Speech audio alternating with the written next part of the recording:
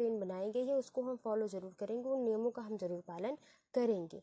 ठीक है, तो ये कौन से चरण में आएगा? तो बात कर ली जाए कि कोहलबर्ग द्वारा 3 स्तर और उनके 2-2 चरण दिए गए, यानी कि 6। ठीक है, अब सभी स्तरों की बात कर ली जाए तो पहला जो स्तर आपका आ जाता है पूर्व पारंपरिक स्तर, जिसे प्री कन्वेंशनल लेवल कहा जाता है। क्या कहा जाता है? प्री कन्वेंशनल लेवल कहा जाता है। ठीक, तो वो जो है 4 से 10 वर्ष के बच्चों तक होती है और इसमें 2 स्तर जो आ जाते हैं वो कि आज्ञाकारिता एवं दंड अभिविन्यास और स्वलाभ मानसिकता अभिविन्यास। जैसे कि पहला दंड के भय से काम करना, तो आज्ञाकारिता दंड के भय से हम आज्ञा को पालन करते हैं, बच्चा आज्ञा का पालन करता है। जैसे को तैसा नहीं, जैसे कि दूसरे वाले में स्वलाभ मतलब कि कुछ भी हो जाए हमारा लाभ उसमें होना चाहिए। जैसे एक छोटा बच्चा होता है, क्या कहता है कि अगर उसे फ़ायदा हो रहा है तो मुझे भी फ़ायदा, मेरा नुकसान ना हो ना, ये चीज़ें। अब कन्वेंशनल लेवल आ जाता है, जिसे पारंपरिक स्तर, जो कि 10 से 13 वर्ष के बच्चों में है, जो कि जिसमें समाज के बारे में बच्चा सोचता है। ठीक है, जिसे हम अंतर्वैयक्तिक सौहार्द एवं अनुसारिता, यानी कि इसे इंटरपर्सनल रिलेशन कहते हैं। इंटरपर्सनल, इंट्रापर्सनल नहीं, इंटरपर्सनल। तो यहाँ पे गुड बॉय गुड गर्ल की बात आ जाती है, जहाँ पे खुद को अच्छा दिखाने के लिए हम चीज़ों को करते हैं, ठीक, काम को करते हैं।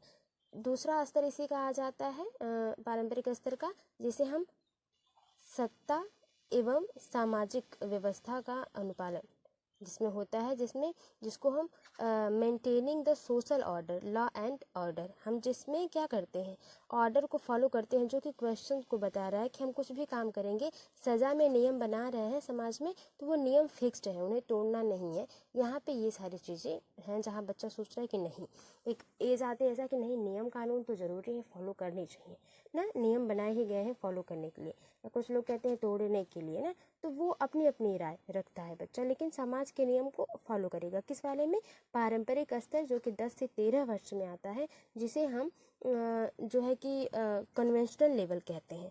ठीक है, जो कि पहला ऑप्शन आपका दिखा रहा है, प्रथा पूर्व चरण, जिसे इसकी इंग्लिश वर्जन देखेंगे तो इसमें मैंने इंग्लिश में भी बताया आपको, पहला प्री कन्वेंशनल लेवल है, उसके बाद दूसरा जो है कन्वेंशनल लेवल है, तीसरा पोस्ट कन्वेंशनल लेवल है। तो उत्तर पारंपरिक, जो कि 13 से जो बड़े बच्चे होंगे, 13+ एबव, उनमें होगा, जिसमें कि सामाजिक संविदा, social contract and individual right होगा, मतलब सही वो समाज के नियम का भी पालन करेंगे और उससे अपने हिसाब से बदल भी सकते हैं। जहाँ पे बच्चा ये सोच लेगा कि नियम सही है, लोगों के द्वारा बनाए गए हैं, सही है, लेकिन अगर ये नियम कहीं गलत होते हैं तो उनको बदला जा सकता है, वो उत्तर पारंपरिक स्तर में पहले चरण में आ जाता है। दूसरा चरण उत्तर पारंपरिक स्तर का हो जाता है सार्वभौमिक नैतिकता, जहाँ पे यूनिवर्सल, जहाँ पे नैतिकता का सबसे उच्च स्तर जिसे माना जाता है। ठीक है, तो पहला ऑप्शन आपका बिल्कुल सही हो जाता है। आगे देखते हैं इनके बारे में, जैसा क्वेश्चन अभी हम लोगों ने कोहलबर्ग से रिलेटेड देखा पहला वाला, उसी तरह हम लोगों ने अदर भी वीडियोस में डिस्कस किया है इसके पहले दूसरे पार्ट को बखूबी। ठीक है, अगला क्वेश्चन है कि अधिगम प्रक्रिया को शोषण करने के लिए एक अध्यापिका को ऐसे इस्तेमाल करना चाहिए। शोषित करने के लिए, शोषण नहीं, शोषित, यहाँ पे थोड़ा सा मिस प्रिंटिंग है, उसके लिए सॉरी चाहती हूँ बहुत। शोषित है यहाँ पे, अधिगम प्रक्रिया को शोषित या पोषित, शोषित इस्तेमाल करना चाहिए, यहाँ पे पोषित हो जाएगा, शोषित तो शोषण नहीं होगा, पोषित, यानी कि उसको सही बनाने के लिए। ठीक है, पोषित करने के लिए एक अध्यापिका को क्या इस्तेमाल करना चाहिए, जिसमें संकल्पना का प्रगतीकरण जटिलता से सरलता की ओर हो, यानी कि कठिन से सरल की ओर, जो अपसारी चिंतन को प्राथमिकता दे। अपसारी चिंतन कि हम एक ही क्वेश्चन को कई तरीके से सॉल्व कर पाएँ, ये अपसारी चिंतन है, जहाँ पे एक टॉपिक को लेकर आपको बहुत सारे विचार हैं। जैसे कि आपको बोल दिया गया कि कोई भी इक्वेशन सॉल्व करना है क्वेश्चंस का, तो आपको उसके कई नियम आ रहे हैं, तो वो अपसारी चिंतन है। अभिसारी चिंतन वो होता है जिसमें आपके पास सिर्फ एक क्वेश्चन को एक ही तरीका है हल करने का, बहुत ज़्यादा आपके पास आइडियाज़ नहीं आ रहे, क्रिएटिविटी नहीं जहाँ पे आ रही है, वो अभी सारी चिंतन हो जाता है। जो विभिन्न संकल्पों के बीच संबंध खोजने का महत्व दे, जो विद्यार्थियों के बीच प्रतिद्वंदिता यानी कि कंपटीशन, तो कंपटीशन की बात होगी नहीं, तो जो दूसरे का सही ऑप्शन हो जाएगा, तीसरा हो जाएगा। अब सारे चिंतन भी बढ़िया हैं, लेकिन जहाँ पर हम संकल्पों के बीच संबंध खोजेंगे वो सबसे सही हो जाएगा, क्योंकि क्या कहा गया है 1 to 5 के लिए कि हमें बच्चे को रिलेट करके चीज़ों को पढ़ाना है। अगर हम वृक्ष पढ़ा रहे हैं तो जो बच्चे के आसपास देखने को मिले, जो बच्चा हमेशा वृक्ष को देख रहा है, आम, नीम, ठीक है, वो सारी चीज़ें। ऐसा नहीं कि बबूल का दे दे, जो कि बबूल अब गाँव में भी नहीं दिखाई दे रहे बबूल के पेड़, है ना। अशोक के पेड़ बच्चा समझ ही नहीं पाएगा, क्योंकि बहुत कम लोग लगाते हैं। वो स्कूलों में, बड़े बड़े स्कूलों में लगते हैं, जहाँ पर शौक के लिए, सुंदरता के लिए उन पेड़ों को लगाया जाता है। तो ये चीज़ें बात हुई कि बीच संबंध को, संकल्प, जो भी कॉन्सेप्ट पढ़ाया जा रहा है उसको कोरिलेट करके पढ़ाया जाए। संकल्प मतलब वही बात, तीसरा ऑप्शन बिल्कुल सही हो जाएगा फिलहाल। संकल्प मतलब कॉन्सेप्ट, वही जो मैंने अभी भी कहा, ठीक है ना। संबंध खोजना उसमें है ताकि चीज़ को रिलेट किया जा सके।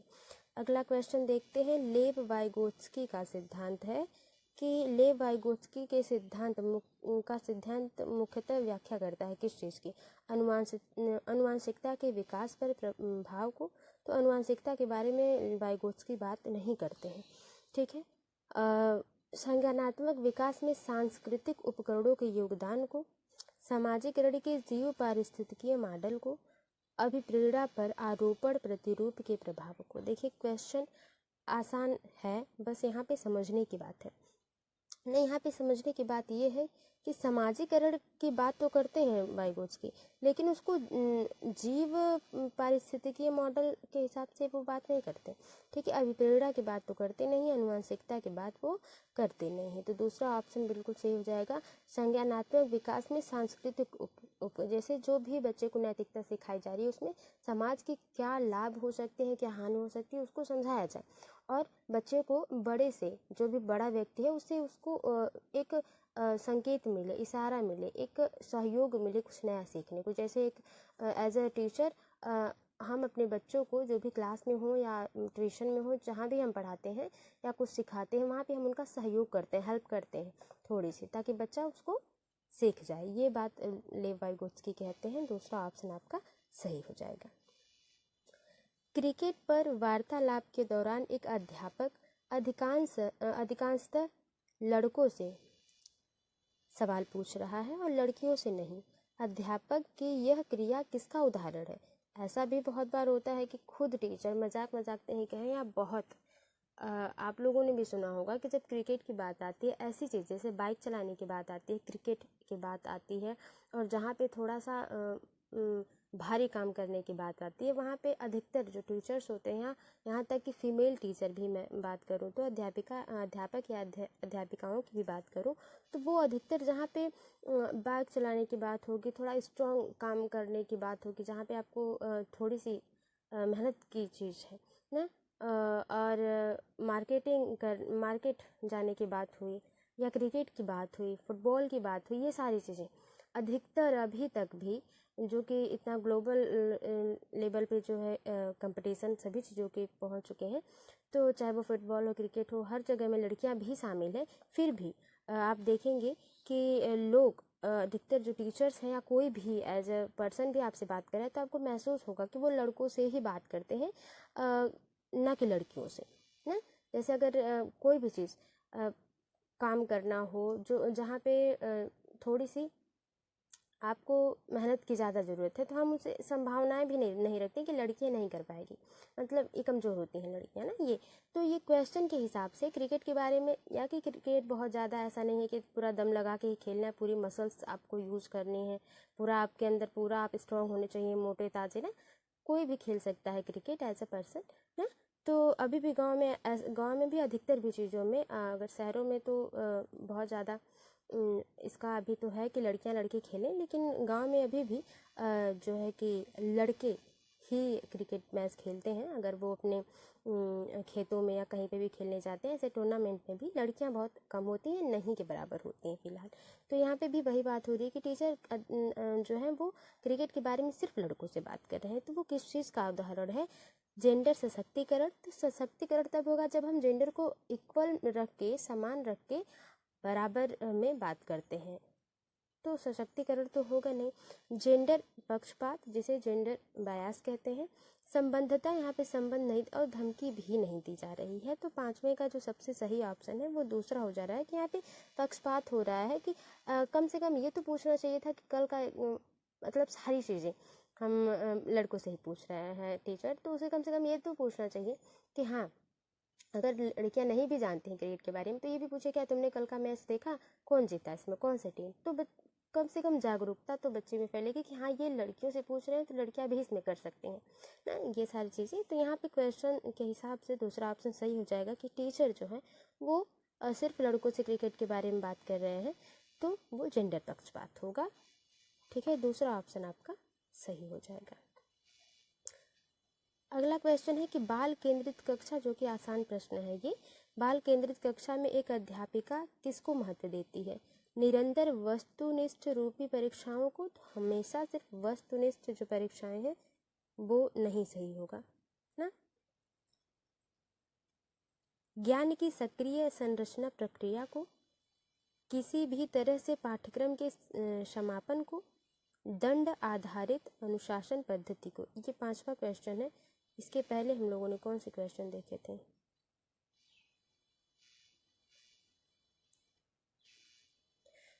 कहाँ गया?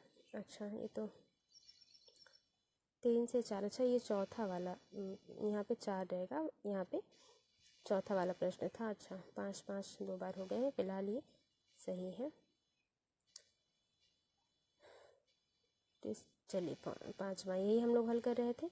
किसी भी तरह से पाठ्यक्रम के समापन को नहीं, किसी भी तरह से बस पाठ्यक्रम को, यानी कि एग्जाम होने वाले हैं तो सबसे पहले साल बस कंप्लीट कर दो ना। दंड आधारित कठोर अनुशासन, कठोर अनुशासन है। ज्ञान की सक्रिय संरचना को, सबसे आसान प्रश्न है और ऑप्शंस भी पूरा मिलता जुलता है, जो कि क्योंकि इसमें सभी क्वेश्चंस नेगेटिव के तौर पे हैं। सबसे पॉजिटिव दूसरा ऑप्शन है, तो सही हो जाएगा। निम्नलिखित में से कौन सा बच्चों के सामाजिक कारण का प्राथमिक कारक है? सामाजिकरण का प्राथमिक कारक, सामाजिकरण का प्राथमिक कारक कौन है? पुस्तक और पत्रिकाएं, निकट परिवार, माता पिता का कार्यस्थल, अस्पताल के कर्मचारी। तो देखिए, माता पिता का कार्यस्थल, थोड़ी कार्यस्थल बच्चे ऑफिस में थोड़ी जाके चीज सामाजिकरण को सीखेंगे वहाँ पे भी, लेकिन सब प्राथमिक कारक जो है वो निकट परिवार, जो बच्चा जिस परिवार में रह रहा है, जो बच्चों के निकट है, जिसमें बच्चे का पालन पोषण हो रहा है, वो सबसे प्राथमिक कारक हो जाएगा। ठीक है, द्वितीय कारक स्कूल या पुस्तक और पत्रिकाएं, इसे आप मान सकते हैं ऑप्शंस के हिसाब से। निम्नलिखित में से कौन सा उम्र समूह जीन पियाजे के संज्ञानात्मक विकास के सिद्धांत के मूर्त संक्रियात्मक अवस्था के समानुरूप है? यानी कि जीन पियाजे के हिसाब से आसान प्रश्न है ये वाला कि मूर्त संक्रियात्मक अवस्था में किस उम्र के बच्चे आते हैं, ये क्वेश्चन पूछा जा रहा है। ऑप्शन है जन्म से 2 वर्ष, 2 से 7 वर्ष, 7 से 11 वर्ष, 11 से साल के ऊपर या 11 वर्ष से ऊपर। तो देखिए, पहले हम जीन पियाजे के बारे में बात कर लेते हैं। तो जीन पियाजे ने जो संज्ञानात्मक विकास पर जो बात कही है, कॉग्निटिव डेवलपमेंट पे, तो एक तो है सेंसरी मोटर, जिसे संवेदी पेशी अवस्था कहते हैं, संवेदी पेशी अवस्था कहते हैं। दूसरा है प्री ऑपरेशनल स्टेज, जिसे मूर्त संक्रियात्मक अवस्था कहते हैं। और तीसरा है कॉन्क्रीट ऑपरेशनल, जिसे मूर्त संक्रियात्मक अवस्था कहते हैं। और चौथा है फॉर्मल ऑपरेशनल स्टेज, जिसे अमूर्त संक्रियात्मक अवस्था कहते हैं। अब जल्दी देख लेते हैं कौन कौन से 4 स्तर हैं।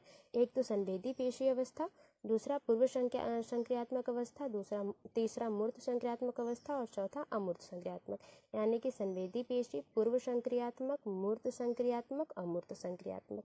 अब देख लेते हैं संवेदी पेशी अवस्था में। संवेदी पेशी अवस्था जो है वो 2 वर्ष, जन्म से 2 वर्ष है। और पूर्व संक्रियात्मक अवस्था, जो कि इसके बाद की अवस्था है, वहाँ 2 से 7 वर्ष हो जाएगा। मूर्त संक्रियात्मक जो कि सबसे पहले ऑप्शन में पूछा गया है वो 7 से 11 वर्ष हो जाएगा। तो 7 से 11 वर्ष वाला जो है आपका सही हो जाएगा ऑप्शन। और अमूर्त संक्रियात्मक 11 से ऊपर वाले की बात हो जाती है। तो ये बात रही, ठीक है। इसके बारे में हम लोगों ने पीछे बात करी है कि जो पूर्व संक्रियात्मक अवस्था है यानी कि जो जन्म से 2 वर्ष जिसकी अवस्था है वो उसमें वस्तु अस्थायित्व होता है, ठीक है। वहाँ पे बच्चा हाथ पैर हिलाना यानी कि सेंस मोटर स्किल्स को जोड़ना सीखता है। इमिटेशन होता है, दिशा निर्देशित व्यवहार होते हैं। बच्चा बोल तो पाता नहीं तो इसीलिए संकेतों में चीज़ों जैसे उसे भूख लगी है, तबीयत खराब है तो रोना, ठीक है, चिड़चिड़ापन करना, ये सारी चीज़ें वो संवेदी पेशी अवस्था में हो जाती है। पूर्व संक्रियात्मक अवस्था जिसे प्री ऑपरेशनल स्टेज कहते हैं जो कि 2 से 7 वर्ष है। इसमें विकेंद्रीकरण बच्चे में नहीं होता, डिसेंट्रिक बच्चा नहीं होता है। यानी कि अगर व से क बन जाएगा, अगर एक बार व से व बना दे रहे हैं तो बच्चा ये नहीं सोचेगा कि इसको क भी बनाया जा सकता है। ये विकेंद्रीकरण बच्चे में लैक ऑफ कंजर्वेशन यानी संरक्षण की कमी होती है। वो संरक्षित चीज़ों को पूरी तरह से नहीं कर रिवर्सिबल नहीं होता, यानी कि 1 4 6 लिख दिया गया या असेंडिंग ऑर्डर को डिसेंडिंग ऑर्डर में नहीं बदल सकता, डिसेंडिंग ऑर्डर को असेंडिंग ऑर्डर में नहीं, अवरोही आरोही क्रम को नहीं बदल सकता, बच्चा संरक्षित नहीं कर पाता है, ठीक है। इसी में गुड़िया सुलाना, उसको नहलाना ईगोसेंट्रिक बच्चा होता है, ठीक है। जहाँ पर बच्चा जो है कि कहता है कि अगर उसकी माँ उसके सामने है तो उसे लगेगा कि हाँ मेरी माँ है। अगर कुछ पल के लिए बच्चा माँ चली जाए कहीं सामने से तो उन्हें लगता है कि मम्मी कहीं चली गई या नहीं दिख रही है, तो वो मम्मी के लिए रोने लगते हैं। मतलब ये वस्तु अस्थायित्व बच्चों में नहीं होता है, ठीक है। 7 से 11 वर्ष जिसे मूर्त संक्रियात्मक अवस्था कहते हैं, इसमें संरक्षण बच्चों में आ जाता है। लॉजिक बच्चा थोड़ा बहुत लगाने लगता है, ठीक है। उदाहरण से नियम यानी कि उदाहरण पहले समझा के अगर आप नियम समझाएंगे तो बच्चा समझ पाएगा। डिसेंटर बच्चे में आ जाता है, विकेंद्रीकरण बच्चे में भी आ जाता है। ये सीरिएशन कर पाता है बच्चा श्रेणीबद्ध चीज़ों को यानी कि अवरोही आरोही क्रम में चीज़ों को लगा पाता है बच्चा, ठीक है। वर्गीकरण कर पाता है बच्चा जो कि मूर्त संक्रियात्मक अवस्था में जो चीज़ें दिखाई देंगी वो बच्चा उसमें क्लेरिफाई कर लेगा, क्लासिफिकेशन कर लेगा।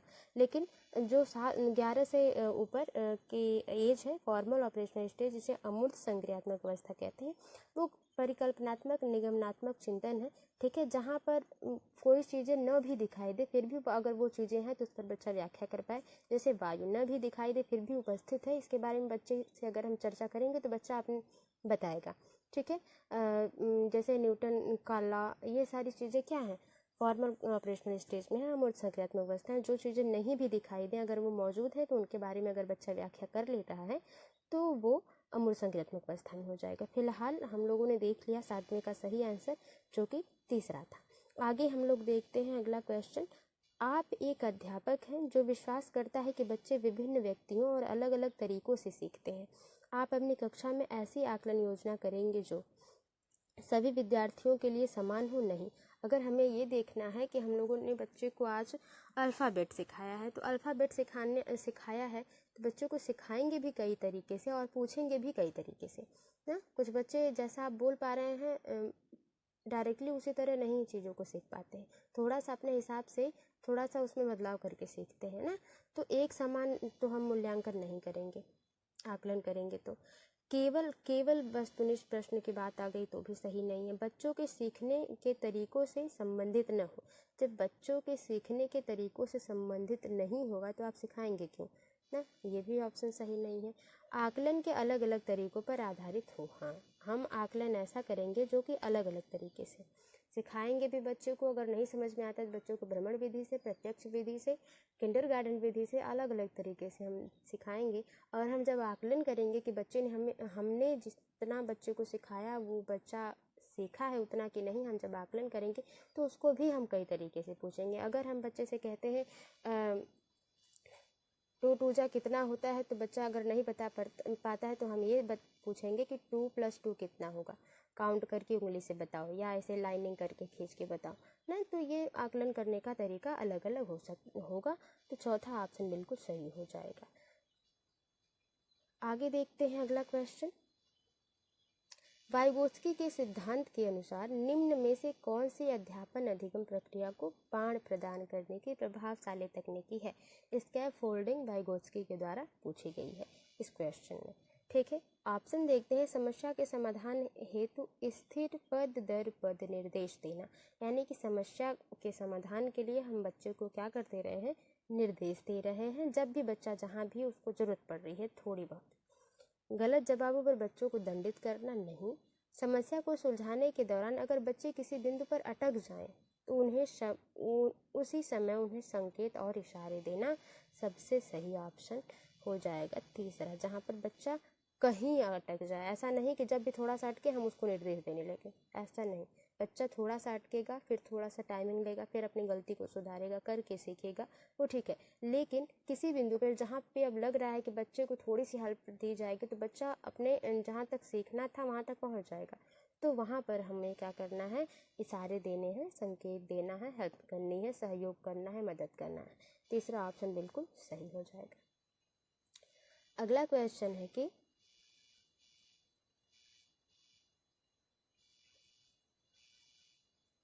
कहाँ गया, ये पूरा टोटल दिख नहीं रहा, फिर भी मैं पढ़ देती हूँ आप लोगों के लिए, ठीक है। अच्छा, इस तरह कुछ दिख रहा है, देख लेते हैं। 10वां वाला ऑप्शन कि निम्नलिखित कथन में से बुद्धिमत्ता के बारे में कौन सा कथन सही है। बुद्धिमत्ता को केवल बुद्धि लब्धि से नहीं, केवल बुद्धि लब्धि से नहीं मापा जा सकता है, बुद्धिमत्ता को कई तरीकों से मापा जा सकता है, ठीक है, तो ये सही नहीं है। बुद्धिमत्ता संबंधी व्यक्तिगत विभिन्नताओं में आनुवंशिकता की कोई भूमिका नहीं होती है। अगर आपके माता पिता भले ही पढ़े लिखे ना हो, लेकिन अगर उनके मेमोरी पावर, याद करने की क्षमता बहुत अच्छी है, तो जाहिर सी बात है कि आप में भी याद करने की क्षमता, चाहे वो किसी भी क्षेत्र में हो, स्टडी में हो या कोई भी पुरानी बातें हो या कोई भी चीज़ें हों जो आप पहले से सीख रहे हैं, वो आपको देरी तक याद रहेंगी। ऐसा है, बहुत लोगों की मम्मियाँ होंगी जो नहीं पढ़ी लिखी होंगी ना, लेकिन वो सिलाई करती हैं या कुछ भी करती हैं तो उन्हें प्रॉपर याद है कि कटिंग यहाँ से करना है, और जितना सेंटीमीटर या मिलीमीटर आप नहीं नाप पाएंगे वो नाप लेती हैं। तो ये तो सही है कि उनकी जो पावर है, मेमोरी पावर, वो बढ़िया है ना। तो आनुवंशिकता पर होती है भूमिका निर्भर बुद्धि लब्धि की। एक क्षेत्र में उच्च बुद्धिमत्ता अन्य क्षेत्रों में भी उच्च बुद्धिमत्ता शामिल करती है, सुनिश्चित करती है, लेकिन नहीं। तीसरा ऑप्शन कह रहा है कि अगर आप मैथ में ठीक है तो आप सारे सब्जेक्ट में ठीक होंगे, जो कि सही नहीं है, तो तीसरा ऑप्शन सही नहीं होगा। चौथा ऑप्शन मैं पढ़ देती हूँ, जो कि दिखाई नहीं दे रहा है, मैं ऐसे ही टाइपिंग कल से कोशिश करूंगी गलतियां ना हो। बुद्धिमत्ता विद्यालय में बेहतर प्रदर्शन करने की योग्यता की से अधिक है। बिल्कुल, बुद्धिमत्ता सबसे सही ऑप्शन क्या हो जाएगा, चौथा, कि बुद्धिमत्ता जो है, ये चौथा वाला ऑप्शन नीचे का जो दिखाई नहीं दे रहा है, यानी कि मैं लिख देती हूँ 10वें का चौथा ऑप्शन सही होगा, जो कह रहा है क्या, कि बुद्धिमत्ता विद्यालय में बेहतर प्रदर्शन करने की योग्यता से अधिक है, जो कि नीचे दिख रहा है थोड़ा थोड़ा, कि ये बात सही है कि जो हम बुद्धिमत्ता, जो IQ लेवल हम बात कर रहे हैं, वो हम जितना स्कूल में पढ़ रहे हैं उससे कहीं ज़्यादा अलग है, क्योंकि योग्यता जो एग्ज़ाम में हम दिखाते हैं या जो स्कूल में दिखाते हैं वो निश्चित है ना। रियल लाइफ में भी हमें बुद्धि की ज़रूरत पड़ती है, चाहे कोई भी काम करें हम ना, कहीं इन्वेस्टमेंट करें या कोई नई चीज़ करें या जो भी हम लाइफ में डेली कर रहे हैं, उसमें भी माइंड के यूज़ की ज़रूरत होती है, रिलेशनशिप चाहे कुछ में भी। तो वही चीज़ है, 10 का चौथा ऑप्शन सही हो जाएगा कि जो हम स्कूल में बेहतर प्रदर्शन करते हैं उस योग्यता से कहीं अधिक है बुद्धि लब्धि। आगे देखते हैं अगला क्वेश्चन। एक घोड़े को देखकर 3 वर्षीय बालिका चकित होकर बोली, वाह, इतना बड़ा कुत्ता। जीन पियाजे के संज्ञानात्मक विकास के सिद्धांत के अनुसार बालिका की यह प्रक्रिया निम्न में से किसका उदाहरण है। आत्मसातीकरण यानी कि एसिमिलेशन, प्रतीकात्मक, पदार्थ अस्थायित्व, अस्थगित अनुकरण। तो अस्थगित जो अनुकरण है इसकी बात तो जीन पियाजे नहीं करते। 3 ही ऑप्शन है, 3 ऑप्शन में क्या सही हो जाएगा देखिए। पहले अगर हम बात कर लें कि जीन पियाजे जो कह रहे हैं पदार्थ अस्थायित्व, जहाँ पर बच्चे को ये समझ में आ जाता है कि पदार्थ अस्थायित्व, ये जो हम लोगों ने इनका संज्ञानात्मक विकास का सिद्धांत पढ़ा, इसमें देखते हैं हम लोग किस में है, ये मूर्त संज्ञात्मक अवस्था में है, या प्री ऑपरेशनल स्टेज के बीच में है। जैसे मतलब पूर्व संक्रियात्मक अवस्था में शुरू होती है और मूल संक्रियात्मक अवस्था में वस्तु अस्थायित्व पूरी तरह से विकसित हो जाती है। कि अगर मेरे सामने से बच्चा ये सोच लेता है कि मेरे सामने से अगर मम्मी हट गई हैं तो भी मम्मी हैं, अभी आ जाएंगी कुछ देर में, ये वस्तु अस्थायित्व होता है। यानी कि बॉल अगर गिर गई है तो बच्चे को पता चलेगा कि बॉल है, नीचे गिर गई है, बच्चा रोएगा नहीं इस बॉल के लिए। ठीक है, तो वो सारी चीज़ें। तो पदार्थ अस्थायित्व, तो यहाँ पर तो ये बात हो नहीं रही, तो ये तो होगा नहीं। प्रतीकात्मकता ये हो जाएगा कि हम प्रतीक दिखाकर चीज़ों को बताएं।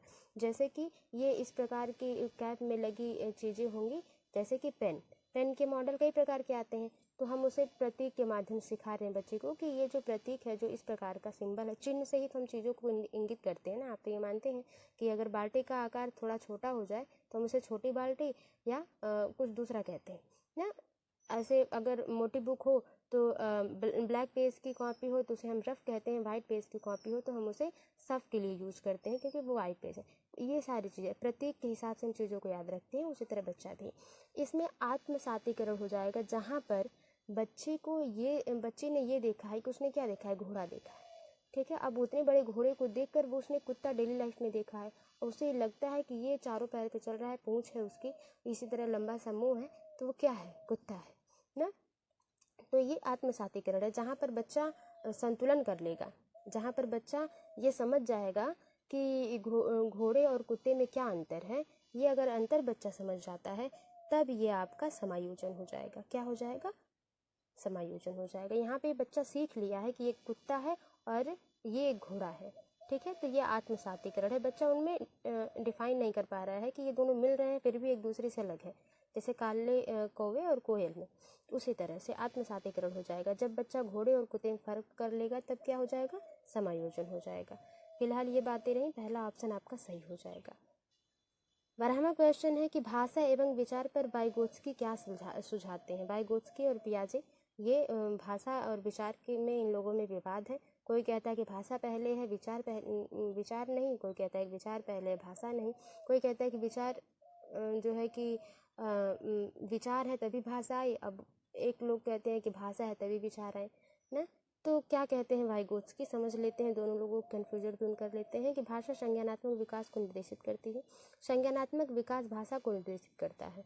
भाषा और संज्ञान में कोई संबंध नहीं है, ये दोनों नहीं मानते। संबंध है, दोनों मानते हैं। संज्ञान भाषा से स्वतंत्र है। देखिए 12 के सही ऑप्शन की अगर बात कर ली जाए तो संज्ञान भाषा से स्वतंत्र नहीं है, ये एक दूसरे से मिले हुए हैं, जुड़े हुए हैं, संबंधित हैं। दो ऑप्शन में से कौन सा सही होगा। जो वाइगोत्स्की कहते हैं वो पहला है कि भाषा संज्ञानात्मक विकास को निर्देशित करती है। भाषा क्या करती है, संज्ञानात्मक विकास को निर्देशित करती है, यानी कि पहले भाषा है तब विचार है।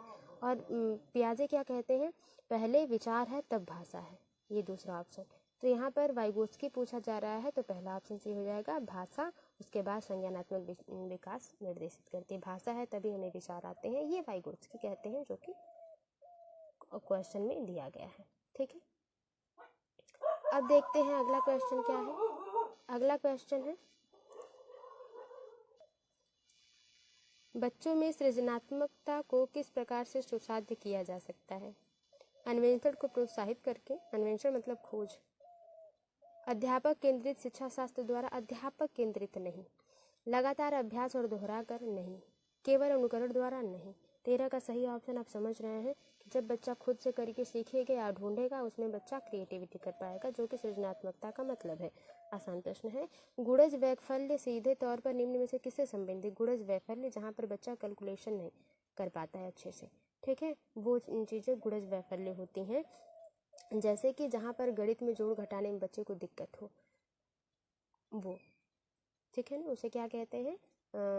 जैसे कि एक तो है डिस्ग्राफिया, डिसकैलकुलिया ना, हाँ डिसकैलकुलिया हो जाएगा इसका।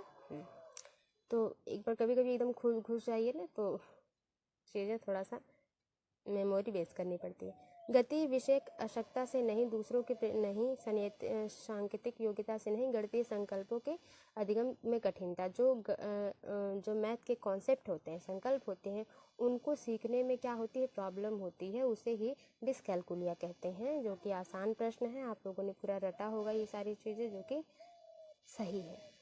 15 क्वेश्चन और लास्ट क्वेश्चन कि शिक्षा का अधिकार अधिनियम 2009 के अंतर्गत निजी विद्यालयों में आर्थिक रूप से कमजोर वर्ग के विद्यार्थियों के दाखिले हेतु सीटों के आरक्षण का प्रावधान है।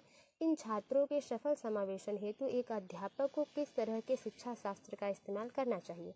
यानी कि वो बच्चे जो बहुत ही निचले निम्न जो है एरिया से आते हैं, जहाँ पर उतनी ज़्यादा पॉसिबिलिटी नहीं है, सीखने के चांसेस कम है, वहाँ से अगर बच्चा आता है कमज़ोर वर्ग से, ठीक है, चाहे वो आर्थिक हो या मानसिक तरीके से या भौगोलिक तरीके से, तो वहाँ पर हमें आरक्षण का प्रावधान है। तो ये 2009 के अंतर्गत क्या है, भेदभावात्मक है, अलगावात्मक है, सम्यता पर आधारित है या समानता पर। देखिए, इक्विटी और इक्वालिटी दो चीज़ें हैं जो कि यहाँ पर ऑप्शन में दिया गया है। ये दो ऑप्शंस तो नहीं होंगे। 15 का जो सही ऑप्शन हो जाता है वो इक्वालिटी नहीं इक्विटी पर है। किस पर है? इक्विटी पर है।